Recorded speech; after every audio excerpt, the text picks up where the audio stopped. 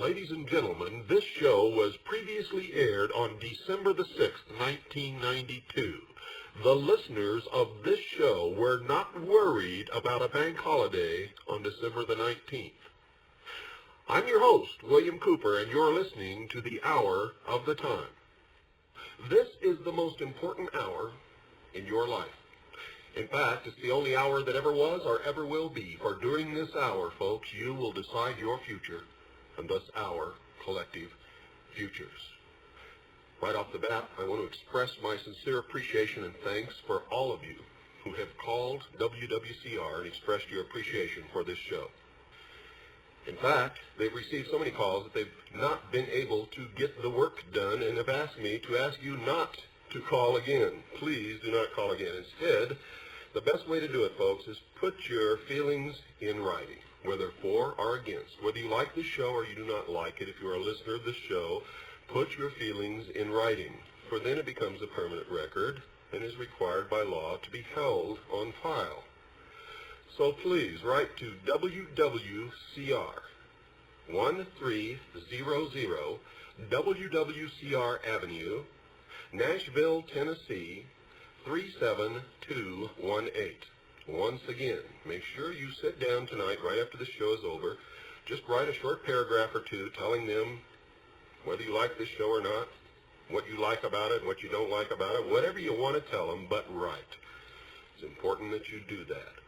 And if you were listening last week, you know why it's important that you do that. Now, I want you to all have pencil and paper with you because this is an important show tonight. And you should all order the studio quality tape from us as soon as this show is completed, because you're going to need to have a copy. It's that important. For CAGI members, the tapes are $5 plus $2.50 postage and handling. For anybody else, they're $15 plus $2.50 postage and handling. So make sure you jot down important parts of this show on your piece of paper, and to make sure that you order a copy of this tape. You won't regret it, folks.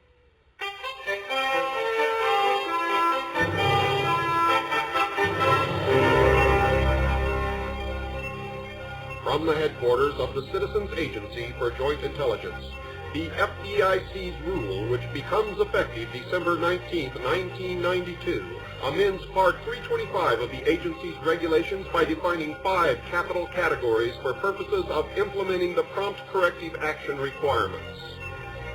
Banks who turn up on the lowest are critically undercapitalized definition, are significantly undercapitalized definition, are threatened with receivership, bankruptcy. Stand by, folks. You've been asking me how to save your assets?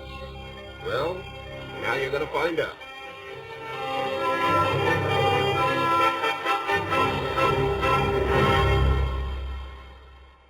Yes, on December the 19th, 1992, the new FDIC's rules go into effect. But first, let's get a little background here, and then I'm going to tell you what these rules are and how they're going to affect you and what you can do. And we're going to tell you the 10 safest banks in the country. The 10 safest banks in the United States of America. And even if you have to do banking by mail, I can guarantee you banking with one of these 10 banks is better than banking with any other bank that you've put your money in previously. How serious is the banking situation, folks? Well, the FDIC receives a $70 billion bailout. Already, $70 billion bailout. How many of you are aware that over 500 banks have failed in the United States of America within the last 1 year period? I bet not many. The bailout is so that it continue to stand behind deposits at the nation's banks. Large money center banks are increasingly having their solvency questioned. Bank failures are expected to increase. And in fact, banks have been failing all through the last year, and over 500 to date have failed. However, it is commonly believed, quote, if only the right government policies are implemented, the banking system can again be brought under reasonable control. In effect, the worst is over, unquote. And that is an erroneous assumption. an erroneous belief. One historical perspective suggests a less comforting view. Economic forces arrayed against the banking system could be so strong that in the short term, little can be done to improve matters. In that view, bank failures will continue for several more years no matter what the regulators do, short of declaring a bank holiday or the occurrence of some other cataclysmic scenario. While the actual situation is well short of Great Depression magnitude thus far, it threatens to eclipse that disaster. It may be more severe and less controllable, that is commonly thought, and I can guarantee you folks that that is the case, and that I've been warning the American people for years that this was going to happen, and some of you listened, most did not. In fact, when bank failures as a percentage of the number of banks are viewed for the entire 20th century, the current era stands out as the second worst in said century. Currently, bank failures are more frequent than during the period of the Panic of 1907, when conditions became severe enough to lead Congress, they say, to establish the Federal Reserve Board, which was the beginning of the downfall of the entire economic system of this country and maybe even the world. You see, because the Panic of 1907 was created intentionally to convince Congress to adopt the Federal Reserve System. After almost a century of American tradition that excluded a central banking authority, when savings and loan failures are also considered, the recent banking carnage is eclipsed only by the Depression years immediately preceding the bank holiday of 1933. In short, while our banking system's pain is distributed unevenly, there is no doubt that the troubled times we are living through are quite unusual.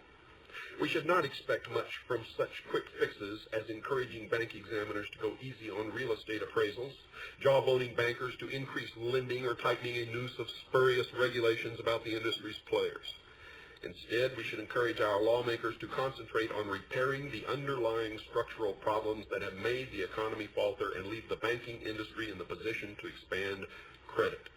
Credit which will be sorely needed to fuel the recovery. And the recovery, folks, will be painful. It will require inflation, followed again by depression, followed then by stability, but only if we return to constitutional money. There's only one way to solve the problem, folks. That's to nationalize the Federal Reserve. Arrest and prosecute every person who's ever been involved with the Federal Reserve System from its inception, those who are alive, and to cancel the national debt by decree. And if anyone in this world doesn't like it, they can answer to the military might of the United States of America. And there's no one who can stand up to that military might. Thus, there is no reason why what I have just outlined cannot be done. Then we must print United States notes until we have built up reserves of gold and silver, when we can once again use constitutional money. The only other answer, folks, is to print money as fast as we can possibly print it, devalue the dollar by a factor of